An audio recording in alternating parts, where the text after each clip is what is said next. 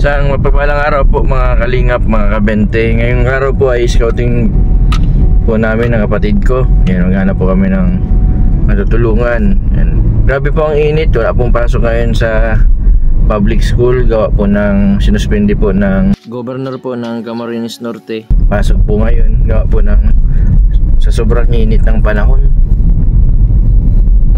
Yan, delikado po ang init, lalo na sa mga senior. Yan, uso po ngayon ng heat stroke dun sa mga, di lang po sa tao, pati din po sa hayop. Yan, naalala ko pati si tatay nung nakaraan na vlog namin na katanghali ang tapat, grabe po ang init. Pero hindi niya alintana yung init ng panahon para maghanap buhay. Nagkukuha ng panggatong para may magamit sa pagluluto kasi ang iniisip niya mas okay yun na na marami siyang ipon na panggatong kasi wala man daw po siyang ginagawa. And yung iba po ay naibebenta yata ni tata yung nakuha niyang panggatong, binibenta niya tapos yan, sa sobrang nakakabilib yung ni tatay, kahit na 70 plus ng edad, yan, patuloy pa po siyang lumalaban sa hamon ng buhay. Kaya nabigyan po namin siya ng grocery. Yan, grocery po na pinabili po namin sa LCC. Tapos nagbigay din po kami ng cash para po kay lolo. Yan, dahil po sa pagpapanood po ninyo at hindi pag-skip ng ads, yan, marami po tayong natutulungan na katulad nila lolo na yan, umaasa lang daw po sa bigay-bigay ng kapitbahay. Yan, maraming salamat din po dun sa kapitbahay po ni lolo na walang sawang nagbibigay ng tulong sa kanya. And ngayon po ay pupunta po ako ngayon sa sentro po ng bayan ng Daet at mapunta po kami Binsons. May bibili lang po kami, mabilihan kami ng ulam. Bibigay po namin sa tinutulungan po namin.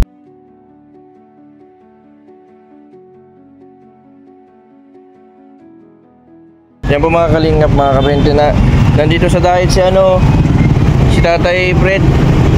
Tatay Fred, bibigyan kong bigas si Tatay Fred.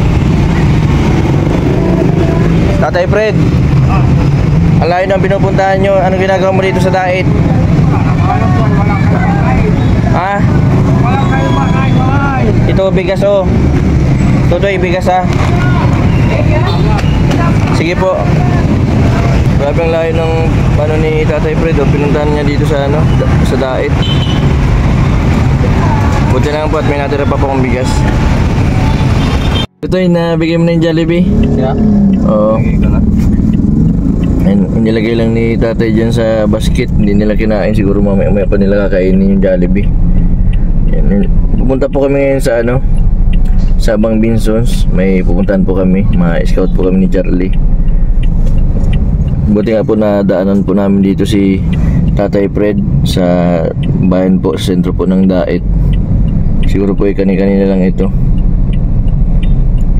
Pinadaan po ako sa Paracali, sa ako lang po ito nabibigyan ng ng bigas o kaya grocery. And kahit wala pong vlog, kasi bawal po talaga na i-vlog. Policy po kasi ng Kalingap, may scout mo, vlog mo. Pero dapat po sa mga senior citizen, lalo na katulad po may mga kapansanan, yung mga na sana i-open nila sa lahat po ng mga vlogger para mas marami po yung tumulong sa ganito pong sitwasyon katulad ni Tatay Fred. Mahirap yung sitwasyon niya na wala pong nakikita, wala pong ibang inaasahan. Kapag hindi po sila namalimos, wala po silang makakain. Itong batang ito po ay apo po niya. Ang nanay po nito ay anak ni Tatay Fred, nag-iisang anak. Kaya po siya po yung nagsisilbing mata ni Tatay Fred. Pag wala pong pasok, Sabado, Linggo, sinasama-sama niya po ito sa pamamalimos. And malaking tulong po yung mga bare-barya na binibigay po ng mga tao. Kanina maraming nagbigay.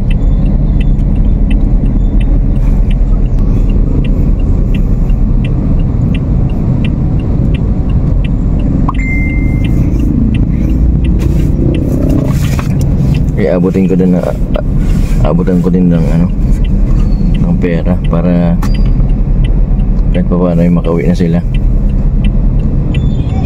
Yan po mga kalingap, mga kabente, maraming salamat po dun sa mga nanonood po sa aking YouTube channel, sa mga hindi po nag-skip ng ads. Malaking tulong po yung pagpapanood po ninyo, kahit po paano yung kinikita ko po sa vlog ay na ibibigay ko po sa katulad po nila Tatay Fred, na kahit pa paano ay malaking tulong po para sa kanila.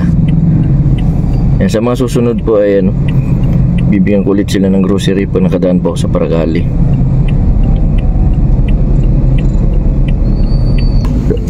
Bigay kay kay Tatay Fred yung Toy. Toy,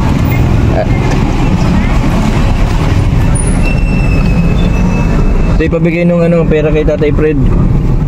Yan, mapaabot po tayo ng kunting tulong para kahit po paano ay may pandagdag po pang grocery nila.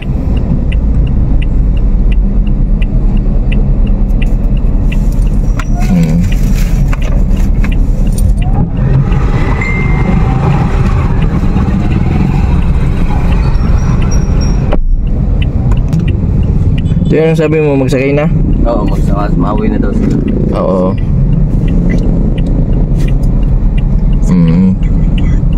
Yan po mga kalingap, mga kabente, napansin ko po si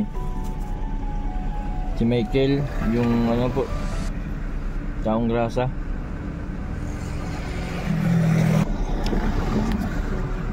Uy Michael, kumusta, saan ka galing? Yabab. Saan? Dala. Saan? Asya. Wala ka pating damit to. Oo. Nagkain ka na? Di pa.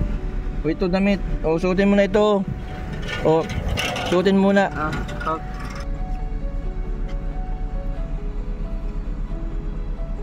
Inaayos ko pa yung yung nagpapagawa pa ako ng tuluyan para pag natapos na yun kukunin kita, ha? Oo. Bibigyan kitang biscuit ito. Pera lang. Ha? Pera. Bibigyan din kitang pera.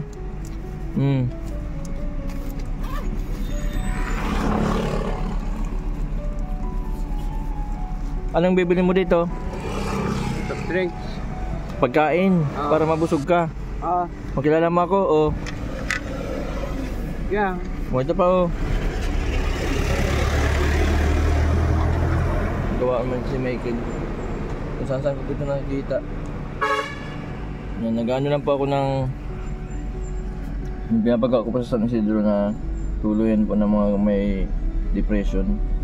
Isa po ito sa kukunin ko, tutulungan ko. Lagi ko po ito nakikita sa kalsada, binibigyan ng pagkain kasi minsan po pambili po ng pambili-bili niya. Yung sa iba-iba po hindi po napalapit.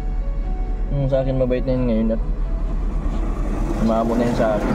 Lagi ko po yung binibigyan. Yun po si Michael, oh. Oh, parang may truck sa ibaba. Parang nahulog.